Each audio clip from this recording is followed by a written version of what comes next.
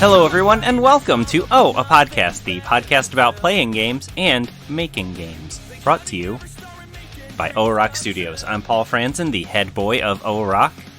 I'm Michael Gray, the head author of Rock, and I have absolutely nothing to bring to the table this month. I did actually no video game work at all. So this is going to be good. This will be a nice short one, and everyone can just get back to their day, you know, whatever they're doing. Maybe actually go play a video game instead of listening to us just talk about it. Well, maybe they could play a video game while listening to the podcast about video games. I do that sometimes. I do that, though. Like, if I'm playing, like a JRPG, and I'm just going through a section where I just have to fight a bunch of enemies and, you know, just sit there and press A bunch of times until they're all dead, I tune into whatever podcast I'm listening to and just kind of zone out. Well, I just meant, like, you play a podcast about the game that you're playing. Oh, okay. Like playing Earthbound while listening to an Earthbound podcast, is that what you mean? Yeah. But yeah. Then they'd get into spoilers, and they'd ruin the end of the game for you. So maybe that's a terrible idea.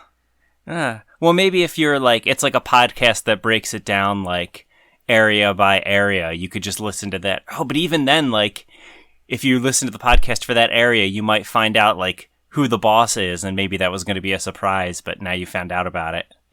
Oh, yeah. Man. Oh man. So you. No, I think you have to listen. I think you have to listen to a podcast about a different game. I think that's the only way it works. Well, you'd have to like finish the One It area first, and then listen to their episode specifically about it to play it safe. Yeah, and this only really works for like non-text heavy games, right? Like you don't want to be playing a Phoenix Wright game while listening to a podcast about Phoenix Wright. It'd be impossible to pay attention to the game. It would. It'd be complicated. Yeah. Did we ever finish our series on Phoenix Wright for GameCola? Remember, we were doing like a segment on each episode where we were breaking down the individual cases from the main series. We got through the first one and did not do it for any of the other games. Oh, we should have recorded a segment for GameCola, our old website. They just celebrated their 20th anniversary this month. We should have recorded something like that for it. Breaking down Phoenix Wright Game 2, case number 1. It was like, wasn't, like, I thought we were there for, like, the 10-year anniversary or something of GameCola. Yeah, well, I think I think I was still the editor-in-chief at that point for the 10-year anniversary, I think. Or was it the 100th podcast or some sort of anniversary where it was just you, me, and then Christian Porter, and then I'm like, okay, we need to finish our old Phoenix Wright series that we abandoned 6 years ago. Does anybody remember anything about Case 5 of Game 1? And yeah, it was like a 2-minute conversation, as I recall. But we did it. That was for the, I believe, the 10-year anniversary, which was, now I'm trying to remember, was that the 10-year anniversary or was it episode 100? Maybe that was both, but it was definitely like, that was the 10-hour podcast, wasn't it? Yeah. And we had a segment with Christian, I think. Mm-hmm. Good old GameCola. So you haven't done any video game stuff at all this month? Is that what you're telling me? I have not written any video game stuff at all this month. I meant to, but I didn't. I meant to look at the Mom's game, but I didn't. Mm-hmm. And also that Pride and Prejudice game, which I've mentioned a couple of months in a row. Have done nothing with that. I think I saw on YouTube you've been pretty busy this month, right? Oh, yeah. That's basically what's been taking my time up, is I've just been doing a marathon of all the Nancy Drew games for like the 4th time, I think. Are there any games like you still get stuck on at this point? Like any puzzles you always have trouble with? Anything like that? Oh yeah, there's just a ton of puzzles where I just look up the solution. That's fine. 1, 2, 3, 4, 5. Oh wow. Yeah, no, this is like the 5th time I've marathoned these games. So. Oh boy. One of the problems is that I noticed recently is some of the puzzles I get stuck on, I wasn't like anticipating to get stuck on. So like I've got these notes that I did however many years ago or so, which I use, which have the solutions to some of the puzzles, but some of the puzzles I didn't write down the solutions because it's like apparently I must have been able to solve that puzzle on my first try every single time back then. But replaying the game now, it's like I have no idea how to solve the puzzle, and that just sort of it feels like it brings the marathon to a dead halt, because I have to stop and look up the solution or something like that. How as of this recording, how far are you in the marathon? I've just got one game left, so so you're almost done. Almost done, yeah. It'll definitely be done by the time I post this, I think. Yeah. Oh wait, is the last one Midnight in Salem? Yeah. Yeah, you probably haven't played that one a million times yet. Yeah, no. Can't wait to play it and see what comments people have to say. All sorts of nice, positive things because they love the game, I'm sure. Poor Midnight in Salem. We love these graphics. Definitely worth a 3-year wait. Can that be the next Francie Drew game? Is like Sleepy Time in Massachusetts? Or something like that. Oh, people will love it. Be Salem, Oregon. Something along those lines. Oh, yeah. Midnight in Salem, Oregon. Actually, we have been getting to Lost Oregon City Gold. Yeah, I was just gonna say we've been getting some pretty positive reviews of Lost Oregon City Gold. So maybe that makes sense. Though there was one very very kind review on Steam with a person. It was actually our friend Timothy Mark, who podcast listeners have probably heard that name before. But he was saying that it was one of his favorite games, and he really liked the way we worked the more adventure game style gameplay into the visual novel instead of it just being a straight up visual novel. Apparently that resonated with him at least, and with some other people too. So that's pretty cool. You shared one review on Discord, and then it took me like 10 minutes to find it. But it was from a local person that said I did a good job, so that's cool. That's right, someone who's like actually from Oregon City. Who was actually seeing like the Oregon City elevator and knows I was not making up how the elevator works. Okay. That's right. And was it... Yeah, I think it was that person who said, that the elevator reminded them of a supervillain's lair. And it made me think if we go ahead with the superhero game, someone's lair should be at the elevator. Definitely. I need to do more work or thoughts on the what did I say? I'm sorry. I did not get much sleep last night. I'm not going to be a whole lot of fun on this. We got Sleepy podcast. Michael. Yeah, Sleepy Time in Salem, here. Oregon. Yeah. Yes. Yeah. So I haven't done anything on the front for the superhero game either. Like it's on my list to go through the script again for the Mom's game and see if there's more stuff to do there. I was thinking of trying to do a personality change for, I think her name is Brittany, the engineer sciencey person. But that was about it. I mean, that was the only thought I had in my mind. But yeah, so the Lost Oregon City Gold came out this past month. And as I said, reviews have been pretty positive so far. I did have to release a couple of small patches in the last couple weeks. One, because we messed up the names of the oxen in the bonus section. I don't know if you saw that. Somebody actually caught the names of the oxen. Oh no! Yeah. Well, the problem is because Zeus and Hercules or something. It says. Yeah, so on the screen where it's in the bonus pathway, it's like, did you know the oxen actually have names? And you can see their names in the background. Mm-hmm. So the background says Zeus and Hercules, and the text says they have actual names, Zach and Hercules. Oh man, I misspelled Zeus. Okay, I knew it was a name starting with Z, I guess. Yeah. But someone caught that really quickly too. I think I got a patch out like the day after release to fix that. It's not a major problem, though. No. And then the other one was one of the arrows in the forest went to the wrong spot, and someone caught that. I don't know how, but they did, and I fixed it. Hooray! That's pretty good for us, though. No other typos, so I'm very impressed with us for that. So good job, us. Oh, one thing I wanted to ask you was, you had asked for some Steam codes. You were setting up some sort of geocache thing for the Lost Oregon City Gold. Is that correct? Yes. Yeah. Can you tell me a little bit about what that is? Okay, so in geocaching, apparently, I don't know when geocaching got started. There's some. I guess I can look it up as I'm doing this, but geocaching is just sort of a game that was invented. It sort of became popular with the rise of actual personal GPS devices. Mm-hmm. Because what it does is somebody puts in the GPS coordinates of an item, and you try to find it. Basically, it's just an outdoor activity. It's sort of like a scavenger hunt or so. Mm-hmm. So usually, I think with geocaching, it's just write your name on a piece of paper. Sometimes they have candy or something like that. But it's okay, it's treasure hunting is another way to think of it too.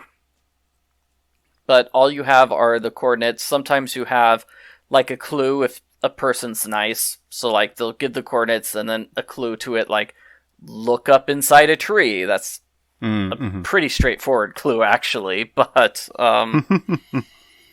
and generally what you do is you go to the place and you find some sort of treasure. Like I said, it could be candy, or it could be just, I think in most cases, it's like a piece of paper. You signed your name to it, and that's cool. If you sign the log, you need to put it right back where it's supposed to go. I don't know, there's variations of that. I think that the local parks and rec department's done that. So, in March, it's okay, we hid a little leprechaun toy inside each of the parks, and you want to find all of them, and whoever finds all of them first gets a box of cereal. Oh. But that's super cute. Yeah. Geocaching specifically involves a GPS device. It has coordinates. So you look for the treasure, you look for caches. And it was, here it is. It was invented in Beaver Creek, Oregon in 2000. That's what I was thinking. What? So it's local. How close is that to where you are? That's pretty close, right? That's fairly close to Oregon City. It's... Oh, that's wild. 6 miles southeast of Oregon City. Wow, we need to find where that original geocache was. Cool. The first documented placement of a GPS located cache took place May 3rd in the year 2000 by Dave Ulmer of Beaver Creek. Next, we're going to make an adventure game about the invention of geocaching. I could probably track this guy down and find this person. Yes. Can we put a geocache in his pocket? That seems like that wouldn't be very cruel to poor Dave. A little GPS tracking unit in his front shirt pocket and a candy bar. And you have to find Dave to get it.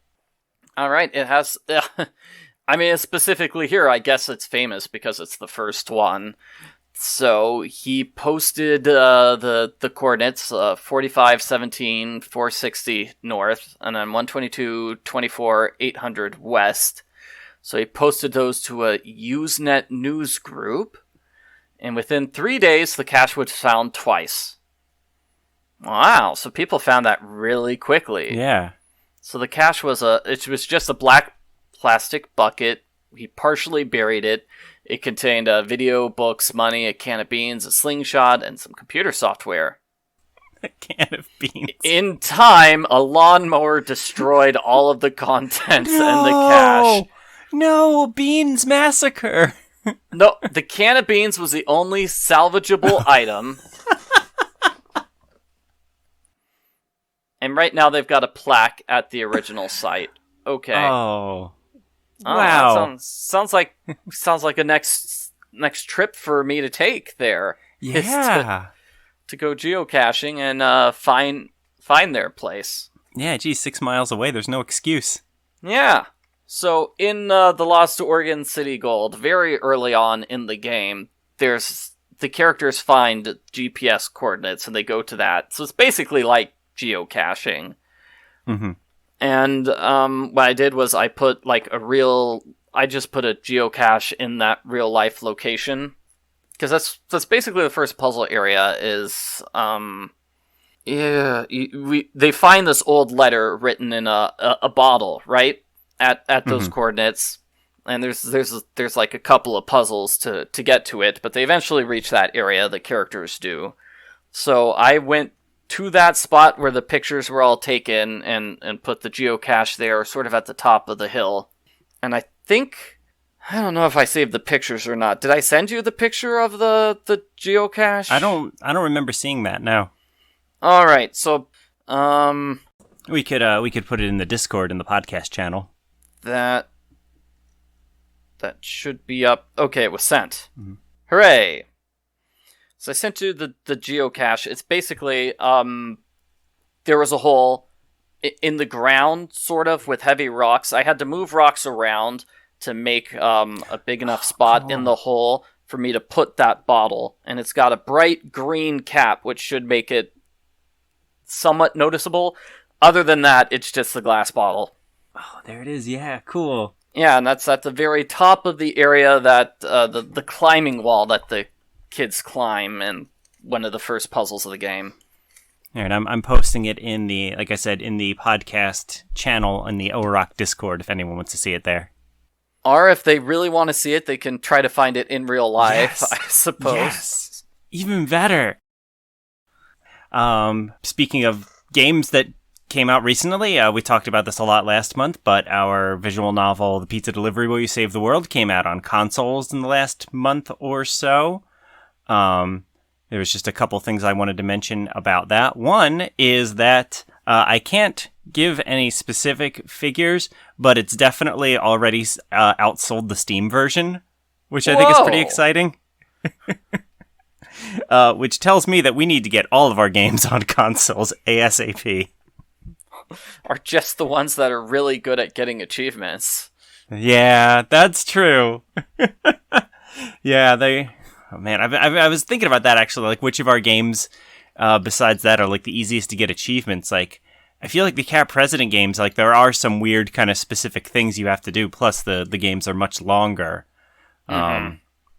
And like Internet Court, I guess if you have a skip function, I think we have a skip video function in that, so that'll help you jump around really fast. You like zoom through that entire game, actually. Yeah. Or Awkward Steve, which only currently has 3 achievements. It would probably be pretty quick to get all 3 of them. But maybe if it was on consoles, I'd have to add more. I don't know. Oh, that sounds good. Yeah, Too Many Santas, maybe? I'm not sure. Yeah. Because I feel like those are games where at least one achievement is you got all the right answers, and then there's achievement for you got all the wrong answers. Right. And so in that case, you'd have to like at least replay the game more than once to get all the achievements. Whereas I don't think that's the case with the Pizza Delivery Boy game. And that probably like maximizes the achievement, the ability to get all the achievements. You know, you can do it on your first time around. Yeah, we talked a little bit last month about why the publisher might have chosen this game specifically out of our library to publish on consoles. Do you think it's because it had the easiest achievements? Could that be it? I don't know if the publisher is the publisher specifically like an achievement hound? No, I don't think so, but they certainly figured out how to tap into that audience, or at least the net result of this release was that we tapped into the audience. That was actually one of the other things I was going to mention about it, was that there's like 1 billion different walkthroughs on YouTube now for how to get all of the achievements in Pizza Delivery Boy. Every single one of them is 3 minutes long, and there's so many. Is there, like, does that game have a skip feature? I thought, like, the skip feature was only if it's dialogue you've seen before, but maybe, I don't know. There's an option in the preferences menu. You can switch it from only stuff you've seen already to everything. I think that's like a standard Ren'py option that I think I usually include that. So I think probably the first step is to go into the preferences menu and switch that on, and then just skip through everything. All right. Yeah. My hope is that some of the people playing it just for the achievements are like, oh wait, this game's actually pretty funny and cool. I should check out more of their stuff. They should actually play it at some point. Yeah. Yeah. I was gonna say, Grandma said she liked the Oregon City Gold game, but Oh. she hasn't played it. She doesn't know how to get it to play on her phone, and Oh, yeah. I don't think you can play Steam games on the phone, right? No, you definitely can't. So I feel like next time we see Grandma, I should just bring the kids and the computer, and we're live streaming the game, or something like that. It really is surprising and interesting to me how the console version is, even achievement stuff aside, does appear to be reaching a much wider audience than we are able to get with our regular Steam releases. Like, I have seen comments from people who are, like, talking about how they're excited to see what other games we release on console, specifically.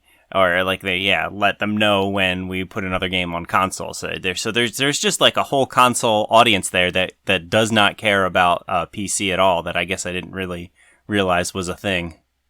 I was vaguely aware that was a thing, but it's good to hear confirmation, because I know Her Interactive, who makes the Nancy Drew games, they're kind of hoping to tap into that market, because all their games were for PC.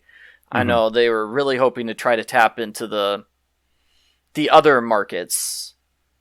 So they tried porting their games a lot. So, I mean, they made a Game Boy Advance port, one for the DVD, one for the Wii, and then one for tablets. Yeah. I remember that Wii one. We got an actual physical review copy of it from GameCola. Yeah. That was wild. That was absolutely wild. But the game did not sell well enough to be, like, worth making a second one. Or porting a second one to the Wii. I feel like in another dream imaginary world, Her Interactive had gotten things ready so that... I think that was part of the idea when they did game number 26 and they changed the interface. I think the idea was that they would be able to release it simultaneously for, like, tablet and PC, but they just weren't able to make that magic happen. I guess part of what it surprises me too is that I've mentioned this before. Rock Studios has released exactly one of our games on mobile in the past, and I don't think that's sold like more than 10 copies. So I guess I wasn't sure, like, is console going to be different from that? And obviously it was very, very different from that. So it really makes me want to, like, I don't know. I don't know if the numbers are, like, good for the publisher. They're quite good for us. So it makes me want to, like, moving forward, if the publisher is not interested in releasing more of our games, it makes me want to try to figure it out on my own, I guess. Because it seems like it would be worthwhile. But I have less than no idea about, like, what even the first step of that would be. Like, do I need those fancy dev kits for consoles? Do I have to pay a license? Probably. Do I need to know more about coding than I do? Also probably. But, depending on how the numbers work out, maybe it would be worth my while to, take some time to figure that stuff out. I don't know. Yeah. I've been trying to figure out, like, which of our games would look best and play the best on a console. I could see, like, Internet Court looking pretty cool on a console. I think that would be a good one, good choice. The last Oregon City Gold's in HD, so that's true. Yeah, but that one's ready to go. Pizza Delivery Boy Save the World probably looks fine. Like, it's not like it looks pixelated and terrible, right? That's true. I guess I haven't really played the console versions that much.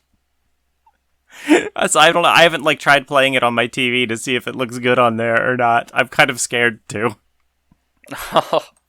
I just played for, like, 2 seconds. I think that was about it. Yeah. Yeah, I mean, I think any of our, like, dating sims would work great on the Switch. Like, the Switch is practically made for visual novels. But anyway, this is all very, very distant future. My dream is that the publisher is happy with the numbers and we get to do more of this. But I guess we'll see when we see. No, it makes sense, and I mean, that's a realistic way of putting it. It's like, well, it's probably going to be the publisher's call, not our call, unless like Yeah. we throw a bunch of money at the publisher. I don't think that's how it works. That's not how that like publishing relationship works at all. No. So yeah, I think it'll really boil down to if the numbers are good for them. They might be good for us, but I don't know if it's good for them. Yeah, that makes sense. Yeah. Something certainly to keep in mind. On a different note, very, very different. I don't know if you've seen on Twitter, but I've been playing around with this artificial intelligence art generator program. Have you seen any of the weird stuff I've made with that? I've seen people like mention that. I don't know what it means, if that makes sense. So, like an AI draws a picture. I don't. Yeah, you'll have to explain the process. Oh no! I was hoping you wouldn't ask me to explain the process.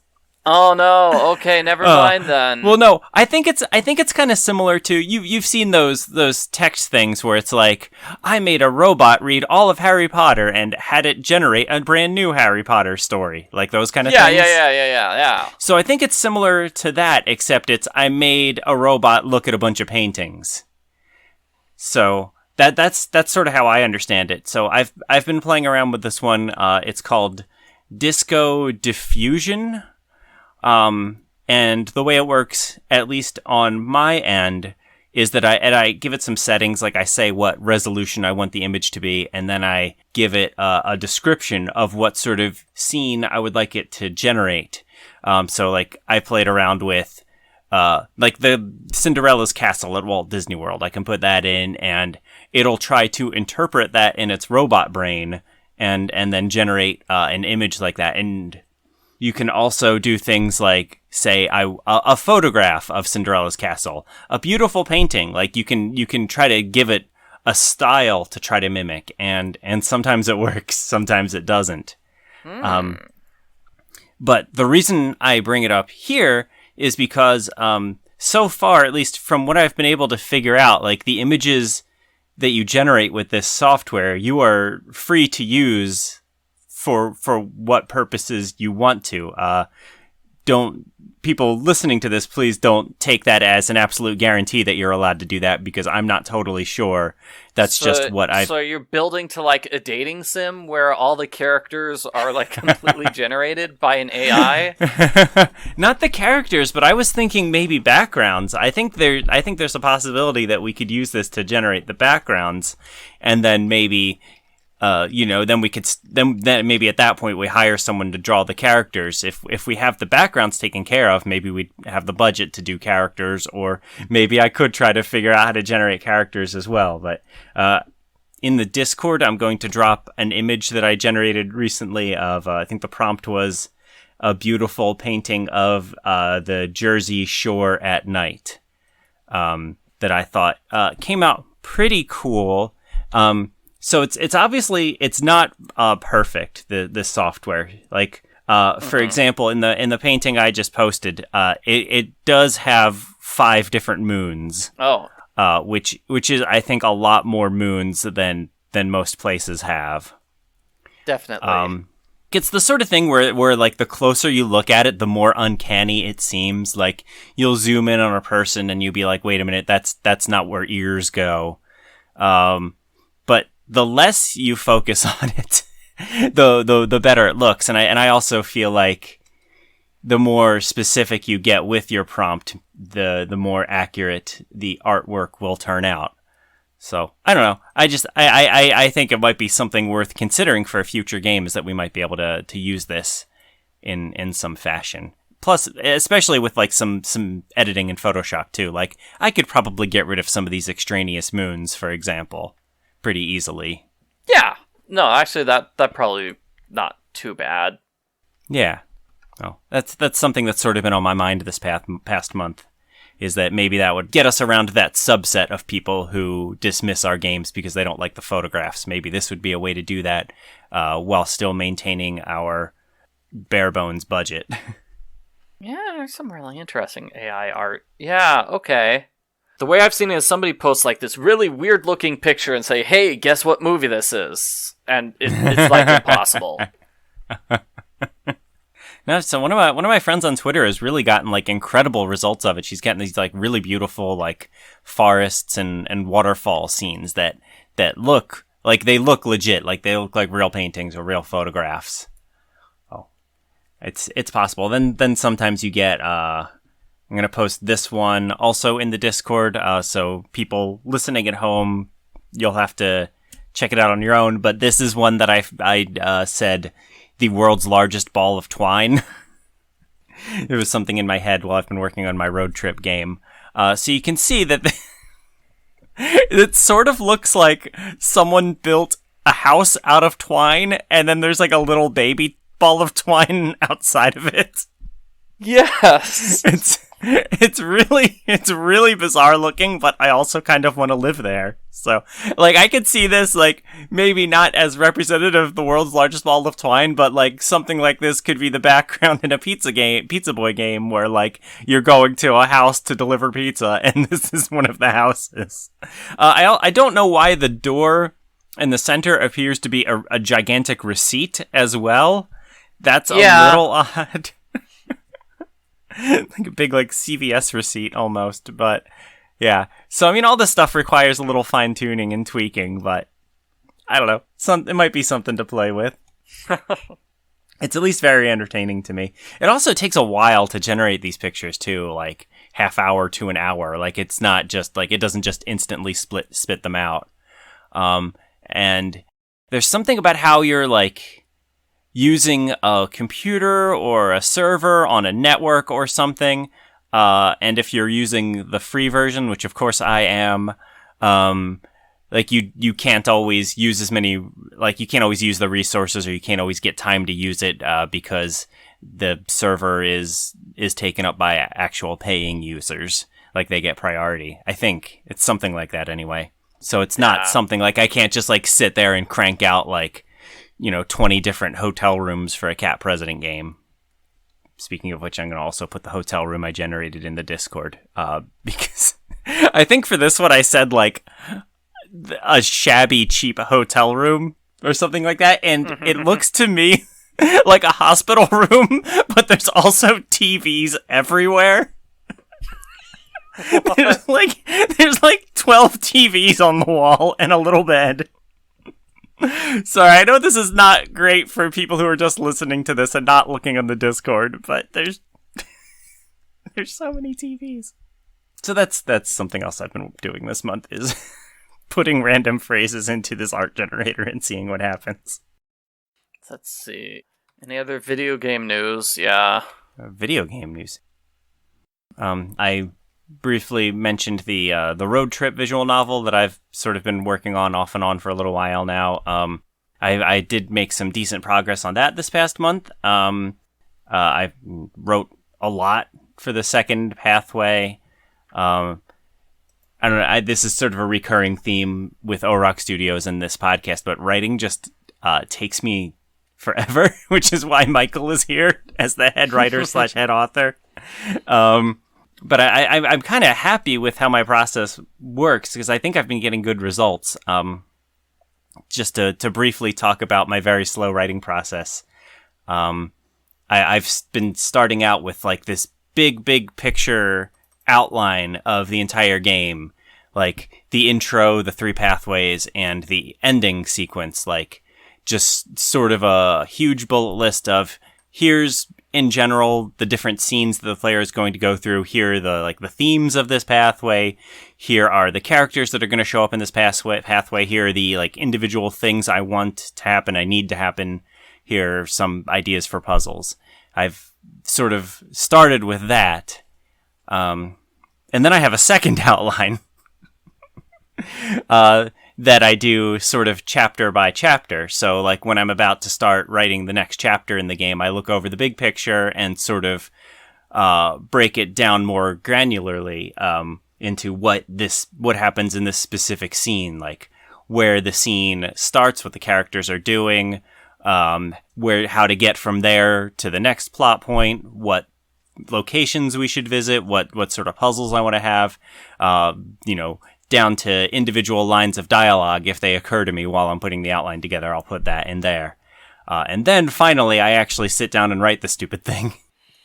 Sounds good. So it's like a general outline and then a more specific outline. Yeah. And it works for me. In some ways, it does help me write a little faster because I at least like when I sit down and write, it's not just like I have a blank page and I have to fill it with stuff. Like I know what I'm supposed to be doing and how to get there. At that point, it's just finding the words that sound good, plopping the characters in there, having them interact and sort of see what happens. Yeah, I have to imagine that's similar to what they did for, at least I hope that's what they did with a lot of those Phoenix Wright games. Is, they have the overall thing, but then I feel like they did each case separately. I'm quite happy with how the text and the story is coming along. It's just that sort of protracted process plus my general kind of agonizing writing pace where I kind of sit there and write something and then think of like 8 different ways I could have said it. Which is the best way to say it? And all right, now let's go back and edit it again. It just, yeah. But I like the results. I hope the game turns out okay in the end. And I talked a little last month too. I've started doing programming. I mentioned that I had come up with sort of an inventory system that is working in Ren'py, like a traditional adventure game inventory system. Mm-hmm. I'm really happy with that. I was also wondering, Michael, can I borrow your navigational system from Lost Oregon City Gold? Because that would also be good in this game. Yeah. I mean, that navigational system works just fine. Yeah. I feel like the navigation system, there are definitely places where I didn't know how the navigation system would work. And that's why that's one of the first things that was done on the games was basically, here's the first location you go to, here are 2 different navigation systems. Which one do you like better? And that was actually probably the most useful feedback that the testers were able to give. It's like helping us figure out which navigation system to work. Because initially I thought it'd be more like Nancy Drew or the Carol Reed series, where like if you move your mouse to a certain part of the screen, the cursor changes shape. So like it changes into a forward arrow when your mouse is in the part of the screen where you can click to go forward. Or it, like most adventure games, it changes into a hand if your cursor's over something you can pick up, or your cursor changes into a magnifying glass if it's something you can zoom in on.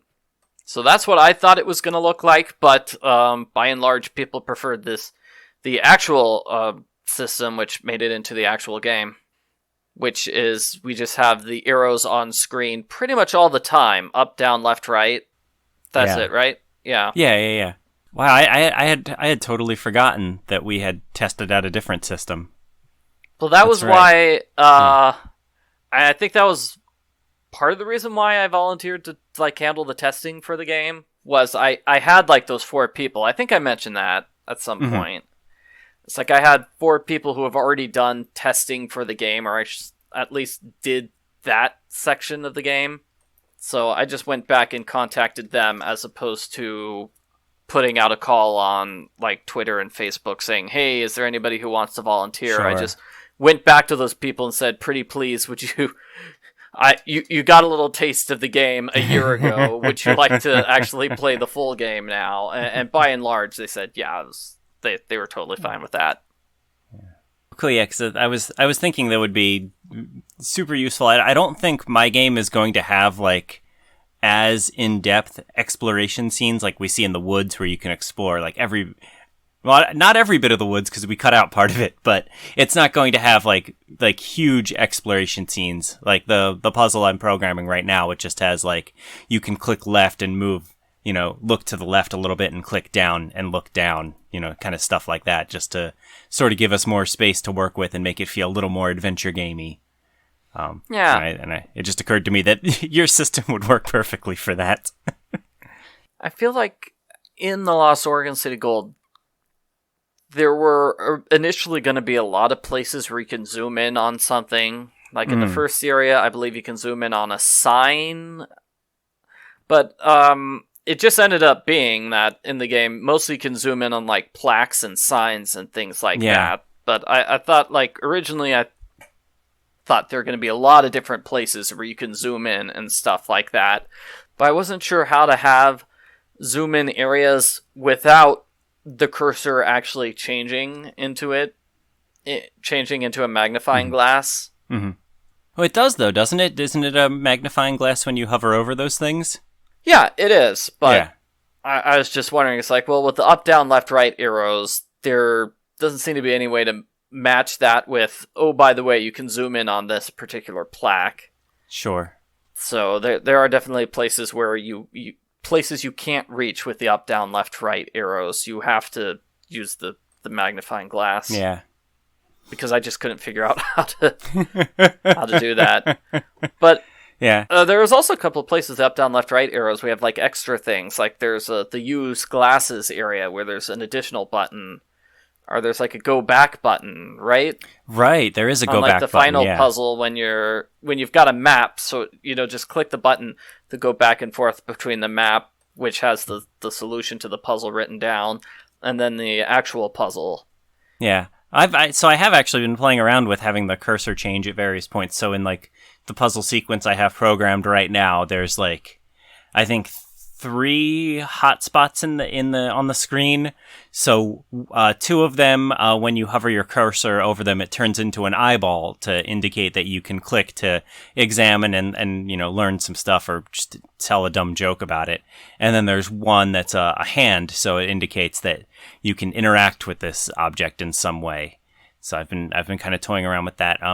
My original design was I was thinking about making it even more like, not Curse of Monkey Island, but some of those adventure games where you like right click to cycle through different cursor types. And I was originally going to have like, all right, you right click, now you can click on the eyeball on anything in the screen.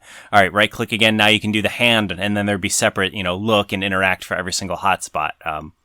But I need to find ways to make the development process shorter somewhere. I can't be writing so many useless interactions that don't actually do anything. So I cut it down to just, sort of the important interactions. Or at least like the thing that would be most logical. Like you can look at stuff on the screen that isn't necessarily important to the game, but it's something that the player would still want to examine anyway. Isn't that the case with the beard in the mirror too? That you can like right click to swap through the eyeball or the hand. Or the talk button. Yeah, and I'm probably going to have a talk one too when there's someone on the screen you can talk to. Yeah, but at the same time, like, you don't want to have the talk thing available all the time. Like, if you're on a screen with nobody there, it's like, it would just, like you said, require a bunch of needless programming to have, he tries talking to the rock, he tries talking to the tree, he tries talking to the plants, he tries talking to the computer screen. Yeah, and unlike Adventure Game Studio, which we used to make the beard in the mirror, Ren'py obviously doesn't have all of these interactions built into the system. So I really am like coding every single thing individually. So that's one of the corners I've allowed myself to cut, is not having every single interaction possible on every single hotspot. Yeah, that makes sense. Do you want to talk about listener questions for a little bit? Did we get any? We did. We had a really good one on Discord, actually. See, you got to be checking the Discord, man. You got to check the Discord. I did check the Discord to see that one review, but that's somehow different. So Discord, the OROC Discord has 4 different channels. So the review was under the OROC Games channel. But yeah, we did have a question, on the a Podcast channel. And this comes, once again, from our good friend Timothy Mark. Timothy asks, if you were to open a park like Disney World, but it was all OROC IPs, what rides, restaurants, and attractions would be there? Man, that's complicated. Okay. Are you awake enough to answer this question? Basically what I think I'd do, we've got enough, I feel like, we could at least have a reference to everything. Like, I'm sure the park would do something different for Christmas, which is the Too Many Santas themed. Oh. Yeah, so that's actually exactly what I did, because I had the chance to think about this question already. I was just kind of looking at our list of games in Steam and trying to brainstorm some ideas. So I can give a few of what I thought of while you're thinking, if you'd like. Sure. Yeah. So one of my ideas was those like what they call like 4D rides, like Star Tours where you're sitting in like a theater, but like the chair moves up and down and along with yeah. So I was trying to think of something along the lines of that with like a Pizza Boy time traveling theme, like almost like the old Back to the Future ride, where you're like, I feel like that's sort of there's like an easy plot there with traveling with the time police with Doug, like kind of going back into different time periods, and my further thought was to pair that with sort of the light gun rides like Buzz Lightyear, so that you're traveling to all these different time periods and using like some sort of pizza launcher to deliver pizzas to people throughout time. Like, here's a pizza for Leonardo da Vinci. Here's a pizza for a dinosaur. Stuff like that. I think that would be a lot of fun. Yeah. I was also thinking... This isn't like a traditional theme park experience, but I was thinking an escape room would be a lot of fun, and specifically an Awkward Steve themed escape room that is themed around trying to get Steve to leave his house. Like, that seems like a pretty solid pairing, I would think. Like a pretty natural pairing. Yeah. Yeah. I was thinking maybe some sort of like train ride that simulates a tour of riding around Oregon City, Oregon. Very, very specific kind of ride. Yes. Let's see, and I'd also written down just sort of a classic Disney World's Disneyland style dark ride, like ones where you kind of ride through a movie, like the Snow White ride or Little Mermaid, kind of themed after The Beard and the Mirror, which is our closest thing to like sort of a fairy tale-esque story. Yeah. Did you have anything? I have a couple others. I was gonna say, I'm trying to think which one would be like a roller coaster. Yeah. I'm trying to figure out. We need to have a couple of roller coasters. Those are cool. What would be? We don't have a lot of fast-paced games. Or what could be like a show? Maybe Internet Court would work for like the Tiki Room, something like a show like that, where you just sit and watch a show for 20 minutes, and it's just a short trial. Or it could be like an interactive experience too. Like I know Disney World has at various points had kind of game show-esque attractions, like they did Who Wants to Be a Millionaire kind of thing. That's right, yeah. Yeah. So I'm wondering if there's like some sort of improv kind of thing they could do with that, where they call someone down, or like Indiana Jones Stunt Spectacular, they call people from the audience to be in that too. So like something where they call you down and you're like, you get to be the defendant or even the lawyer or the judge. Oh, maybe the judge would make the most sense. Yeah. Yeah. I was also thinking you had said something for Christmas for Too Many Santas. So I was thinking maybe even year round. I don't know. I was picturing like sort of like a shopping mall within, like a fake shopping mall that you could go to within the park. I would specifically want it to make it like a cool retro mall, like back when malls were the hot thing, like the one from Stranger Things, and you can go there to get your picture taken with each of the different Santas. something simple like that. Yeah, I feel like there'd also have to be like cool references to like all the various games. Like, there'd be like a hat store called Kale's Hats or whatever. Yes. At the mall. Yes. So I feel like those would be really easy to slip in. Oh, and you could eat at Proud City Pizza. Oh yeah, that'd be great. There's an easy one, yeah. The pizza place, yeah, that's pretty obvious, yeah. Yeah. And you should also be able to eat at the restaurant from Cat President, the one that's just the restaurant from Harry Potter World. All right. That would amuse me. Yeah, Cat President. Like all the hotels will be Cat President themed because there's like 600 hotels. Because it's about people traveling all over the country and visiting all these different places. So yeah. Oh yeah, I was trying. Maybe we could do something like the World Showcase at Epcot, like except you visit the different states from Cat President. Like, you can visit Meowa and Massachusetts or whatever. Yeah. Purida, etc. Mew Jersey. Or is it Mew Persy? I forget. Oh, and I had a good name for something, too. I want to have something called the Arglefump Experience, but I don't know what that would be. I just really like the name. Just like Captain EO, the Experience or something. Or maybe it's like, I think, what was it, like Figment at an Epcot had like this huge like interactive zone where there's all kinds of things you could do. I was like, maybe you could have the Arglefump Experience where you can experience what it's like to record your own Let's Play video. But I guess you can already pretty much do that at home, so I don't know. But there was a thing like that in like California Adventure. The early days, I think, was like they had the voice changer, and like they'd play a Disney clip, from like a Disney movie, and you could just shout out your own voices and stuff, and then they'd play it back, and your voice would be playing along with the scene. And you should be able to get a VHS tape of your performance to bring home with you. Yes. I guess it would probably be some sort of digital file emailed to you at this point, but that's not as fun.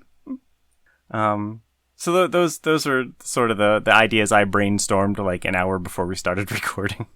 There were a couple really good suggestions on the Discord as well. So Timothy Mark himself suggested the Hall of Cat Presidents is an obvious one to start. Because I guess, have you been to Disney World? I mean, they have the Hall of Presidents, I think, in Disney World and Disneyland. Oh, they do? Okay, yeah.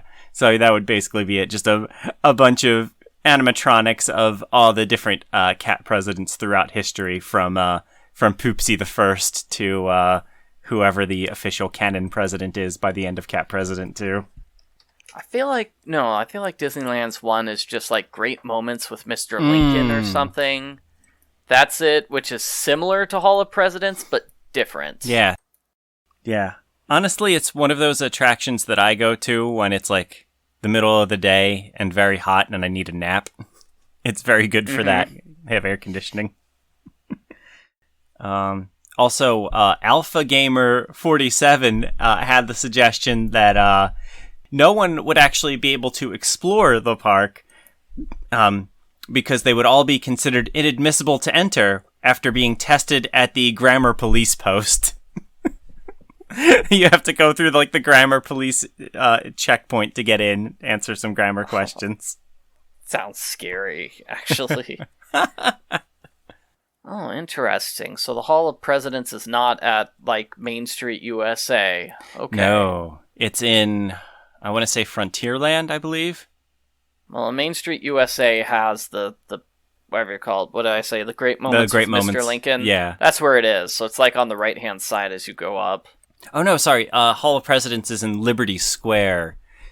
It's like a pretty small part of the park. I see that. Yeah, I've never been a fan of the Main Street. It feels like it's the place you need to rush through in order to actually get to where any of the actual rides and attractions are.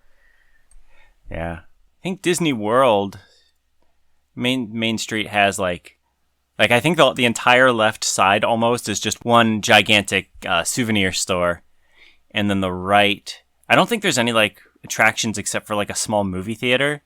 There's a candy store there that people like a lot, though. Oh yeah, the candy store. But still, it's like I wish Main Street USA wasn't part of the park. Period. I don't know. Ouch! Hot take from Arglefump. I know. It's like I don't want to walk the however many feet it takes to get across Main Street USA. Man, I need to get to Disney World. It's been so long. Yeah, is it safe yet? That's the thing. I'm not sure that I'm actually ready to go yet. I can't imagine a single person in Florida has worn a mask for the past year. You know? Mm-hmm. I don't know. I did. It's probably a little late in the podcast to be mentioning this, but I did test positive for COVID a few weeks ago, so that's fun. No symptoms, thankfully. I have absolutely no idea how I caught it since I spend almost all of my time in my house with just my wife. Well, how did you know to get tested if there are no symptoms, I suppose? I will tell you, I was planning to go down to visit my family. So I was taking a That makes test sense. just as a precaution because my parents are in multiple high-risk groups, so I didn't want to risk bringing anything down there to them. And then I got the two little lines on the home test that said I'm not allowed to go anywhere for the next 2 weeks. Oh, that's too bad. Well, you don't seem like you're dying at the moment, so that's good. I'm pretty much past the time that I need to self-quarantine, or I'm close to it. I think, I don't know, like a week and a half or 2 weeks before I tested, I had been experiencing a lot of fatigue and like stomach aches. So I'm wondering if that was my COVID experience, but I don't know if like those are even like actual COVID symptoms or if that was just something else entirely. I didn't have any respiratory issues, so who knows?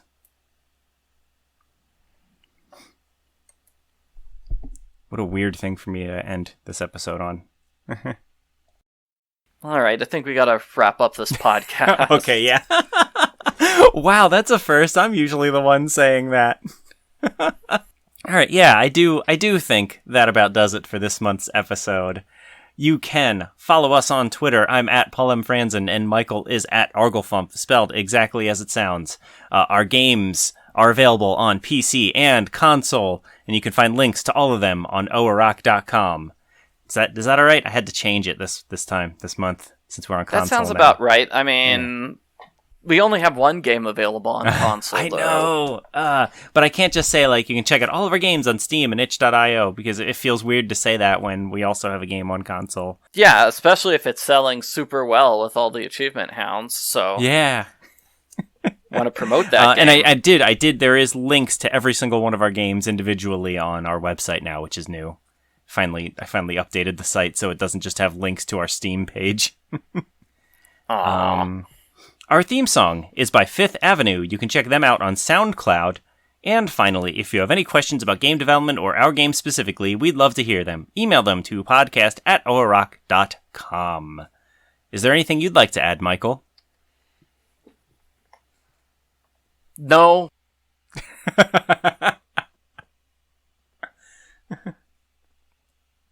Goodbye, everyone. The story will be told. Go!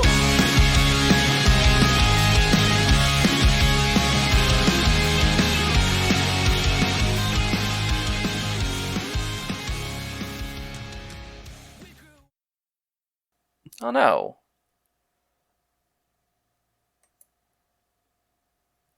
What is happening? Oh dear. Discord is gone.